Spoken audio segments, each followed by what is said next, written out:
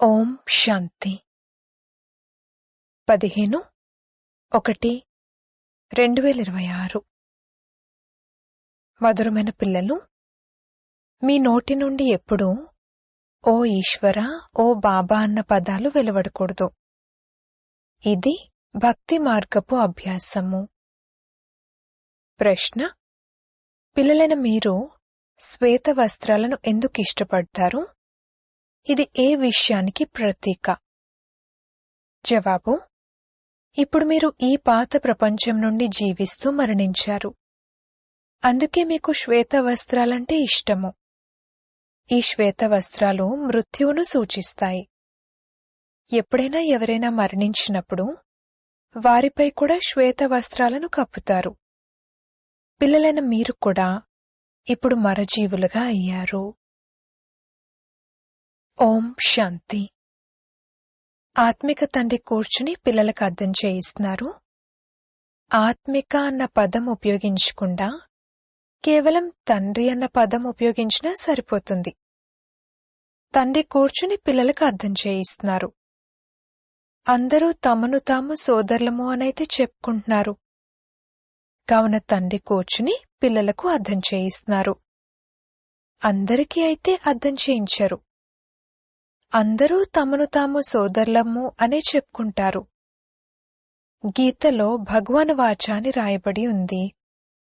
ఇప్పుడు భగవాన్ వాచ ఎవరి కోసము? భగవంతునికి అందరూ పిల్లలే. వారు తండ్రి కావున భగవంతుని పిల్లలందరూ సోదరులు. భగవంతుడే అర్థం చేయించి ఉంటారు, రాజయోగాన్ని నేర్పించి ఉంటారు. ఇప్పుడు మీ బుద్ధి తాళం తెరుచుకుని ఉంది. ప్రపంచంలో ఇంకెవ్వరికీ కూడా ఇటువంటి ఆలోచనలు నడవవు. ఎవరెవరికైతే సందేశం లభిస్తూ ఉంటుందో వారు స్కూల్కు వస్తూ ఉంటారు, చదువుకుంటూ ఉంటారు. ప్రదర్శని అయితే చూశాము, ఇప్పుడు వెళ్ళి ఇంకాస్త విందాము అని భావిస్తారు. మొట్టమొదటి ముఖ్యమైన విషయం ఏంటంటే, ఇది జ్ఞానసాగరుడు, పతిత పావనుడు, గీతా జ్ఞానదాత అయిన శివ భగవాన్ వాచ. మొట్టమొదట వారికి తెలియాల్సిన విషయమేమిటంటే, వీరికి నేర్పించేవారు లేక అర్థం చేయించేవారు ఎవరు? వారే ఆ పరమ ఆత్మ, జ్ఞానసాగరుడు, నిరాకారుడు. వారు ఉన్నదే సత్యం కావున వారు సత్యాన్నే తెలియజేస్తారు. ఇక అందులో ఎటువంటి ప్రశ్న ఉత్పన్నమవడానికి లేదు. మాకు పరంపిత పరమాత్మ బ్రహ్మ ద్వారా రాజయోగాన్ని నేర్పిస్తారని మొట్టమొదట ఈ విషయంపై అర్థం చేయించాలి. ఇది రాజ్య పదవి. అందరికీ తండ్రి అయిన ఆ పారలౌకిక తండ్రి కూర్చుని అర్థం చేయిస్తారని, అందరికన్నా గొప్ప అథారిటీ వారేనని ఎవరికైతే నిశ్చయం ఏర్పడుతుందో ఇక వారికి వేరే ఏ ప్రశ్న ఉత్పన్నమవ్వదు. వారు పతిత పావనుడు కావున వారెప్పుడైతే ఇక్కడికొస్తారో తప్పకుండా తమ సమయం అనుసారంగానే ఇక్కడికొస్తూ ఉండొచ్చు. ఇది అదే మహాభారత యుద్ధం అన్నది మీరు చూస్తున్నారు కూడా. వినాశనం తర్వాత మళ్లీ నిర్వికారి ప్రపంచం రానున్నది. ఇది వికారి ప్రపంచము. భారతే నిర్వికారిగా ఉండేది అన్నది మనుషులకు తెలియదు. ఏమాత్రమూ బుద్ధి నడవదు. గోద్రేజ్ తాళం వేయబడి ఉంది. దాని తాళం చెవి ఒక్క తండ్రి వద్ద మాత్రమే ఉంది. అందుకే వారినే జ్ఞానదాత, దివ్య చక్షు విధాత అని అంటారు. వారు జ్ఞానం యొక్క 3వ నేత్రాన్ని ఇస్తారు. మిమ్మల్ని చదివించేవారు ఎవరు అన్నది ఎవరికీ తెలీదు. దాదా చదివిస్తున్నారని భావిస్తారు. అందుకే విమర్శిస్తూ ఉంటారు, ఏదో ఒకటి అంటూ ఉంటారు. అందుకే మొట్టమొదట ఈ విషయాన్ని అర్థం చేయించండి. ఇందులో శివ భగవాన్ వాచాని రాయబడి కూడా ఉంది. వారు సత్యము. తండ్రి అర్థం చేయిస్తున్నారు, నేను పతిత పావనుడైన శివుణ్ణి. ఈ శాలిగ్రామాలను చదివించేందుకు నేను పరంధామం నుండి వచ్చాను. తండ్రి ఉన్నదే నాలెడ్జ్ఫుల్. వారు సృష్టి ఆది మధ్యాంతాల రహస్యాన్ని అర్థం చేయిస్తారు. ఈ శిక్షణ ఇప్పుడు మీకు మాత్రమే అనంతమైన తండ్రి నుండి లభిస్తుంది. వారే సృష్టి రచయిత. వారు పతిత సృష్టిని పావనంగా తయారుచేసేవారు. ఓ పతిత పావన రండి అని వారిని పిలుస్తారు కూడా. కావున మొట్టమొదట వారి పరిచయాన్నే ఇవ్వాలి. ఆ పరంపిత పరమాత్మతో మీకున్న సంబంధమేమిటి? వారున్నదే సత్యము. వారు నరుని నుండి నారాయణునిగా అయ్యేందుకు సత్యమైన జ్ఞానాన్ని ఇస్తారు. తండ్రి సత్యమని, వారే సత్యఖండాన్ని తయారు చేస్తారని పిల్లలకు తెలుసు. మీరు నరుడి నుండి నారాయణుడిగా అయ్యేందుకు ఇక్కడికొస్తారు. బ్యారిస్టర్ వద్దకు వెళ్తే మేం బ్యారిస్టర్గా అయ్యేందుకు వచ్చామని భావిస్తారు. మమ్మల్ని భగవంతుడు చదివిస్తున్నారని మీకిప్పుడు నిశ్చయం ఉంది. చాలామంది నిశ్చయం కలిగి ఉంటారు కూడా, మళ్లీ సంశయబుద్ధి కలవారిగా అయిపోతారు. అప్పుడు వారిని మనుషులందరూ అడుగుతారు, నీవు భగవంతుడు చదివిస్తున్నారని అనేవాడివి కదా, మరి భగవంతుణ్ణి వదిలేందుకొచ్చావు? సంశయం రాగానే వదిలి వెళ్ళిపోతారు. ఏదో ఒక వికర్మ చేస్తారు. భగవాన్ వాచ, కామం మహాశత్రువు. దానిపై విజయం పొందితేనే మీరు జగజ్జీతులుగా అవుతారు. ఎవరైతే పావనంగా అవుతారో వారే పావన ప్రపంచంలోకి వెళ్తారు. ఇక్కడున్నది రాజయోగం యొక్క విషయము. మీరు వెళ్లి అక్కడ రాజ్యం చేస్తారు. ఇకపోతే మిగిలిన ఆత్మలెవరైతే ఉన్నారో వారు తమ లెక్కాచారాలను తీర్చుకుని తిరిగి ఇంటికి వెళ్ళిపోతారు. ఇది వినాశన సమయము. సత్యుగ స్థాపన తప్పకుండా జరుగుతుందని ఇప్పుడు బుద్ధి చెప్తుంది. పావన ప్రపంచమని సత్యుగానంటారు. మిగిలిన వారంతా ముక్తిధామానికి వెళ్ళిపోతారు. వారు మళ్లీ తమ పాత్రను రిపీట్ చేయవలసి ఉంటుంది. పావనంగా అయ్యి పావన ప్రపంచానికి యజమానులుగా అయ్యేందుకు మీరు కూడా మీ పురుషార్థం చేస్తూ ఉంటారు. యజమాని అని అందరూ తమకు తాము అనుకుంటారు కదా, ప్రజలు కూడా యజమానులే. ఇప్పుడు ప్రజలు కూడా మా భారత్ అని అంటారు కదా. గొప్ప గొప్ప వ్యక్తులు, సన్యాసులు మొదలైన వారు కూడా మా భారత్ అని అంటారు. ఈ సమయంలో భారత్లో అందరూ నరకవాసులుగా ఉన్నారని మీరు అర్థం చేసుకుంటారు. ఇప్పుడు మనం స్వర్గవాసులుగా అయ్యేందుకు ఈ రాజయోగాన్ని నేర్చుకుంటున్నాము. అందరూ అయితే స్వర్గవాసులుగా అవ్వరు. ఈ జ్ఞానం ఇప్పుడు లభించింది. ఆ మనుషులందరూ ఏదైతే వినిపిస్తారో, శాస్త్రాలను వినిపిస్తారో, వారు శాస్త్రాల అథారిటీ. తండ్రి అంటారు, ఈ భక్తి మార్గపు వేద శాస్త్రాలు మొదలైనవన్నీ చదవడంతో మెట్లు కిందకు దిగుతూ వెళ్తారు. ఇదంతా భక్తి మార్గము. తండ్రి అంటారు, ఎప్పుడైతే భక్తి మార్గం పూర్తవుతుందో అప్పుడే నేను వస్తాను. నేనే వచ్చి భక్తులందరికీ భక్తి ఫలాన్ని ఇవ్వాలి. మెజారిటీ అయితే భక్తులదే.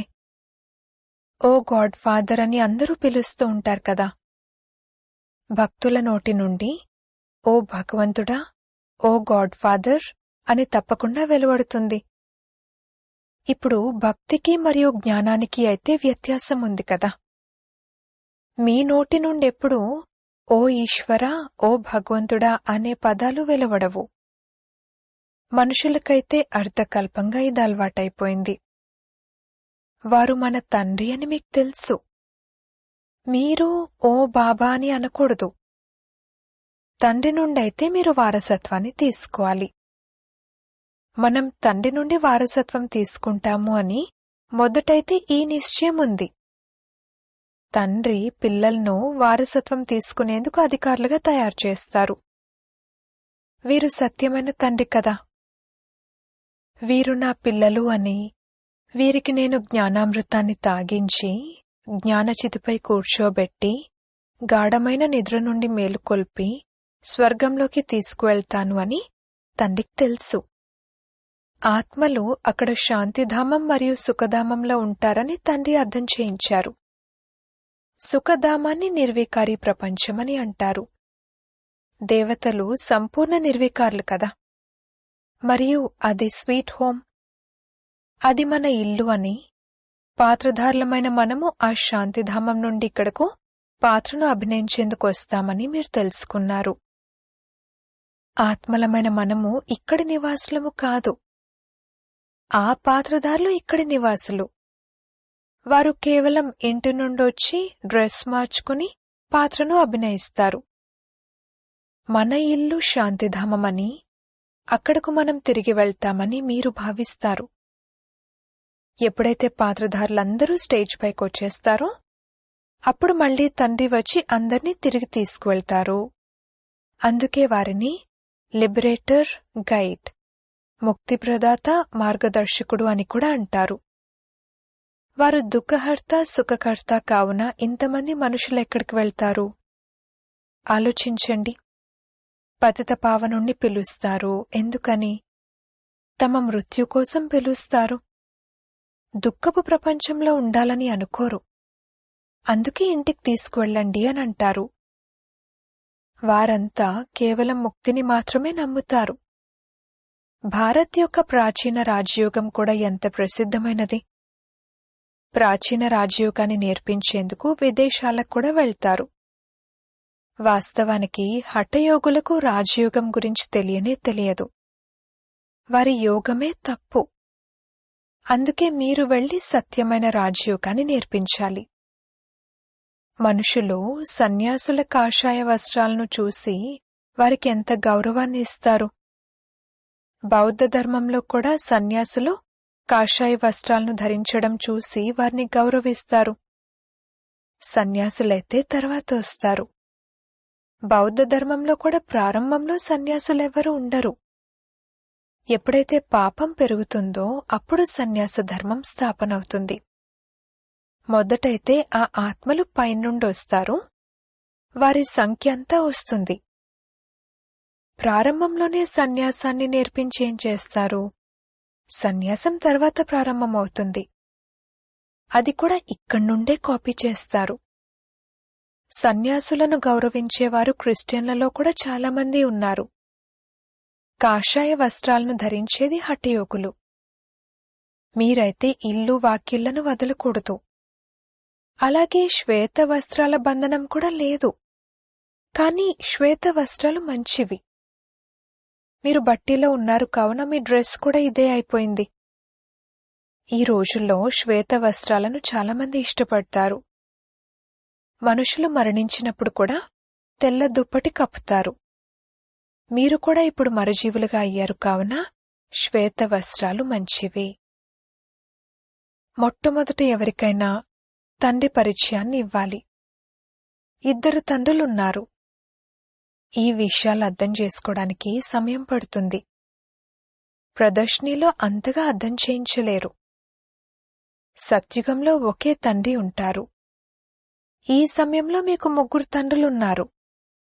ఎందుకంటే భగవంతుడు ప్రజాపిత బ్రహ్మ తనులోకొస్తారు. వారు కూడా అందరికీ తండ్రే. లౌకిక తండ్రి కూడా ఉన్నారు. అచ్చా, ఇప్పుడు 3 తండ్రుల్లోనూ ఉన్నతమైన వారసత్వం ఎవరిది? నిరాకారుడైన తండ్రి వారసత్వాన్ని ఎలా ఇవ్వాలి? వారు బ్రహ్మ ద్వారా ఇస్తారు. ఈ చిత్రాలపై మీరు చాలా బాగా అర్థం చేయించొచ్చు. శివ్ బాబా నిరాకారుడు మరియు వీరు ప్రజాపిత బ్రహ్మ, Adidev, great great grand father. తండ్రి అంటారు, శివుణ్ణైన నన్ను మీరు గ్రేట్ గ్రేట్ గ్రాండ్ ఫాదర్ అని అనరు. నేను అందరికీ తండ్రిని. వీరు ప్రజాపిత బ్రహ్మ. మీరందరూ సోదరీ సోదరులు. పతి పత్ని అయినా కాని బుద్ధి ద్వారా మేం సోదరీ సోదరులము, తండ్రి నుండి వారసత్వాన్ని తీసుకుంటాము అని తెలుసు. సోదరీ సోదరులు పరస్పరంలో ఆసురీ కార్యకలాపాలు చేయకూడదు. ఒకవేళ ఇరువురికి పరస్పరంలో వికారి దృష్టి ఆకర్షిస్తే ఇక పడిపోతారు. తండ్రిని మర్చిపోతారు. తండ్రి అంటారు, మీరు నా పిల్లలుగా అయ్యి మళ్లీ ముఖం నల్లగా చేసుకుంటారా? అనంతమైన తండ్రి కూర్చుని పిల్లలకు అర్థం చేయిస్తున్నారు. మీకీ నష ఎక్కి ఉంది. గృహస్థ వ్యవహారంలో కూడా ఉండాలని మీకు తెలుసు. లౌకిక సంబంధికులతో పాటు కలిసి ఉండాలి, బాధ్యతలు నెరవేర్చాలి. లౌకిక తండ్రినైతే మీరు తండ్రి అనే అంటారు కదా, వారినైతే మీరు సోదరుడని అనలేరు. సాధారణ రీతిలో తండ్రిని తండ్రి అనే అంటారు. వీరు మా లౌకిక తండ్రి అని బుద్ధిలో ఉంటుంది. జ్ఞానమైతే ఉంది కదా. ఈ జ్ఞానం చాలా విచిత్రమైనది. ఈ రోజుల్లోనైతే తండ్రిని పేరుతో కూడా పిలుస్తూ ఉంటారు. కాని ఎవరైనా విజిటర్స్ లేక బయటవారి ముందు తండ్రిని అన్నయ్య అని పిలిస్తే వీరి బుద్ధి పాడైపోయింది అని వారు అనుకుంటారు. ఇందులో చాలా యుక్తి కావాలి. మీది గుప్త జ్ఞానము, గుప్త సంబంధము. ఇందులో చాలా యుక్తిగా నడుచుకోవాలి. కాని ఒకరికొకరు గౌరవాన్ని ఇవ్వడం మంచిదే. లౌకికం వారితో కూడా తోడును నిర్వర్తించాలి. బుద్ధి పైకి వెళ్ళిపోవాలి. మనం బాబా నుండి వారసత్వం తీసుకుంటున్నాము. అయితే చిన్నాన్నను చిన్నాన్న అని, తండ్రిని తండ్రి అనే పిలవాలి. ఎవరైతే బీకేలుగా అవ్వలేదో వారు సోదరీ సోదరులు అని భావించరు కదా. ఎవరైతే బ్రహ్మ కుమార కుమారీలుగా అయ్యారో వారే ఈ విషయాలను అర్థం చేసుకుంటారు. బయటవారైతే విని మొదట ఆశ్చర్యపోతారు. ఇందులో అర్థం చేసుకునేందుకు చాలా మంచి బుద్ధి కావాలి. తండ్రి పిల్లలైన మీ బుద్ధిని విశాల బుద్ధిగా తయారు చేస్తారు. మీరు మొదట హద్దులోని బుద్ధి కలిగి ఉండేవారు. ఇప్పుడు బుద్ధి అనంతం వైపుకు వెళ్ళిపోతుంది. వారు మన అనంతమైన తండ్రి. వీరంతా మన సోదరీ సోదరులు. కాని సంబంధాల్లోనైతే కోడలను కోడలని, అత్తను అత్త అనే అంటారు. అంతేకాని అక్కయ్య అని అనరు. రావడం ఇద్దరూ వస్తారు. కాని ఇంట్లో ఉంటూ కూడా చాలా యుక్తిగా నడుచుకోవాలి. లోకులు ఏమనుకుంటారు అనేది కూడా చూసుకోవాల్సి ఉంటుంది. లేకపోతే వీరు పతిని అన్నయ్య అని, అత్తను అక్కయ్య అని పిలుస్తున్నారు, వీరేం నేర్చుకుంటున్నారు అని అనేస్తారు. ఈ జ్ఞానపు విషయాల గురించైతే మీకే తెలుసు, ఇంకెవ్వరికీ తెలియవు. మీరిచ్చే గతి, మీరు చూపే మార్గము మీకే తెలుసు అని అంటారు కదా. ఇప్పుడు మీరు వారి పిల్లలుగా అయ్యారు కావున వారిచ్చే గతి, వారు చూపే మార్గం గురించి మీకే తెలుసు. ఎక్కడ ఎవ్వరూ తికమక పడకుండా ఉండేందుకు చాలా సంభాళించుకుంటూ నడుచుకోవాల్సి ఉంటుంది. అందుకే ప్రదర్శనలో కూడా పిల్లలను మీరు మొట్టమొదట ఇది అర్థం చేయించాలి, మమ్మల్ని చదివిస్తున్నవారు భగవంతుడు అని. ఇప్పుడు వారెవరో చెప్పండి. నిరాకారుడైన శివుడా లేక శ్రీకృష్ణుడా? శివ జయంతి తర్వాత శ్రీకృష్ణ జయంతి వస్తుంది. ఎందుకంటే తండ్రి రాజయోగాన్ని నేర్పిస్తారు. పిల్లల బుద్ధిలోకొచ్చింది కదా. ఎప్పటి వరకైతే శివ పరమాత్మ రారో అప్పటి వరకు శివ జయంతిని జరుపుకోలేరు. ఎప్పటి వరకైతే శివుడొచ్చి కృష్ణపురిని స్థాపన చేయరో అప్పటి వరకు శ్రీకృష్ణ జయంతిని కూడా ఎలా జరుపుకోగలరు? శ్రీకృష్ణుని జన్మను జరుపుకుంటారు కాని దాని గురించి అర్థం చేసుకోరు. శ్రీకృష్ణుడు యువరాజుగా ఉండేవారు అంటే తప్పకుండా సత్యుగంలో యువరాజుగా ఉంటారని కదా. దేవీదేవతల రాజధాని ఉంటుంది. కేవలం ఒక్క శ్రీకృష్ణునికి మాత్రమే రాజ్యాధికారం లభించి ఉండదు కదా. తప్పకుండా కృష్ణపురి ఉంటుంది కదా. దానిని కృష్ణపురి అంటారు. మరియు ఇది కంసపురి. కంసపురి సమాప్తమై మళ్లీ కృష్ణపురి స్థాపనైంది కదా. అది భారత్లోనే ఉంటుంది. కొత్త ప్రపంచంలో కంసుడు మొదలైన వారుండరు.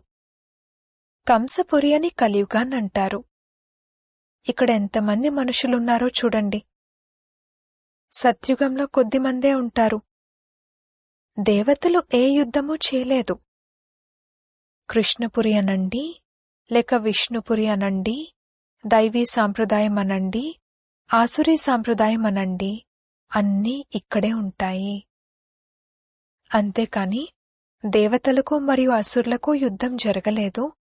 అలాగే పాండవులు కౌరవుల యుద్ధం జరగలేదు. మీరు రావణుడిపై విజయం పొందుతారు.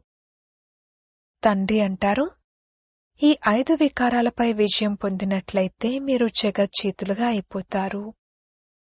ఇందులో యుద్ధం చేసేదేమీ లేదు. యుద్ధం అన్న మాట తీసుకున్నట్లయితే అది హింస అవుతుంది. రావణుడిపై విజయం పొందాలి కాని అహింసాయుతంగా పొందాలి. కేవలం తండ్రిని స్మృతి చేసినట్లయితే మన వికర్మలు వినాశనమవుతాయి. యుద్ధం మొదలైన వాటి విషయమేమీ లేదు. తండ్రి అంటారు, మీరు తమో ప్రధానంగా అయిపోయారు, ఇప్పుడు మళ్లీ మీరు సతో ప్రధానంగా అవ్వాలి. భారత్ యొక్క ప్రాచీన రాజయోగం ప్రసిద్ధమైనది. తండ్రి అంటారు, నాతో బుద్ధియోగాన్ని జోడించినట్లయితే మీ పాపాలు భస్మమైపోతాయి. తండ్రి పతితపావనుడు కావున వారితో బుద్ధియోగాన్ని జోడించాలి. అప్పుడే మీరు పతితం నుండి పావనంగా అవుతారు. ఇప్పుడు ప్రాక్టికల్గా మీరు వారితో యోగాన్ని జోడిస్తున్నారు. ఇందులో యుద్ధం యొక్క విషయమేమీ లేదు. ఎవరైతే బాగా చదువుకుంటారో మరియు తండ్రితో యోగం జోడిస్తారో వారే తండ్రి నుండి వారసత్వాన్ని పొందుతారు. అచ్చా, మధురాతి మధురమైన సిక్కిలద్దె పిల్లలకు మాతాపితా బాప్దాదాల ప్రియ స్మృతులు మరియు గుడ్ మార్నింగ్. ఆత్మిక పిల్లలకు ఆత్మిక తండ్రి నమస్తే. ధారణ కొరకు ముఖ్య సారము. మొదటి పాయింట్, భాయి భాయి సోదర దృష్టిని అభ్యాసం చేస్తూ లౌకిక బంధాలలో తోడును నిర్వర్తించాలి. చాలా యుక్తిగా నడుచుకోవాలి. వికారీ దృష్టి ఏమాత్రమూ కలగకూడదు. వినాశన సమయంలో సంపూర్ణ పావనంగా అవ్వాలి. రెండవ పాయింట్, తండ్రి నుండి పూర్తి వారసత్వాన్ని తీసుకునేందుకు బాగా చదువుకోవాలి మరియు పతిత పావనుడైన తండ్రితో యోగం జోడించి పావనంగా అవ్వాలి. వరదానము, తమ సంపూర్ణత యొక్క ఆధారంగా సమయాన్ని సమీపంగా తీసుకొచ్చే మాస్టర్ రచయిత భవ. సమయం మీ రచన, మీరు మాస్టర్ రచయిత. రచయిత తన రచనపై ఆధారపడి ఉండరు. రచయిత రచనను ఆధీనం చేసుకుంటారు. అందుకే ఎప్పుడూ కూడా సమయం దానంతటదే సంపూర్ణంగా చేసేస్తుంది అని అనుకోకండి. మీరు సంపూర్ణంగా అయ్యి సమయాన్ని సమీపంగా తీసుకురావాలి. మామూలుగా కూడా ఏదైనా విఘ్నం వస్తే అది సమయం అనుసారంగా తప్పకుండా పోతుంది కూడా, కానీ సమయం కంటే ముందే పరివర్తన శక్తి ద్వారా దానిని పరివర్తన చేసినట్లయితే దాని ప్రాప్తి మీకు లభిస్తుంది. కాని సమయం యొక్క ఆధారంపై దానిని పరివర్తన చేసినట్లయితే దాని ప్రాప్తి మీకు కలగదు. స్లోగన్, కర్మ మరియు యోగం యొక్క బ్యాలెన్స్ ఉంచేవారే సత్యమైన కర్మయోగులు. అవ్యక్త ప్రేరణలు. ఈ అవ్యక్త మాసంలో బంధనముక్తులుగా ఉంటూ జీవన్ముక్త స్థితిని అనుభవం చేయండి. ఎప్పటి వరకైతే కర్మేంద్రియాల ఆధారం ఉంటుందో అప్పటి వరకు కర్మలనైతే చేయాల్సిందే. కాని కర్మ బంధనం ఉండకూడదు, కర్మ సంబంధం ఉండాలి. జీవన్ముక్త అవస్థ అనగా సఫలత కూడా ఎక్కువగా ఉండాలి మరియు కర్మల భారం కూడా ఉండకూడదు. ఎవరైతే ముక్తులుగా ఉంటారో వారెల్లప్పుడూ సఫలతామూర్తులుగానే ఉంటారు. జీవన్ముక్త ఆత్మ ఎల్లప్పుడూ నషాతో ఏమంటుందంటే, విజయం నిశ్చితము, సఫలత జన్మసిద్ధ అధికారము. ఓం శాంతి.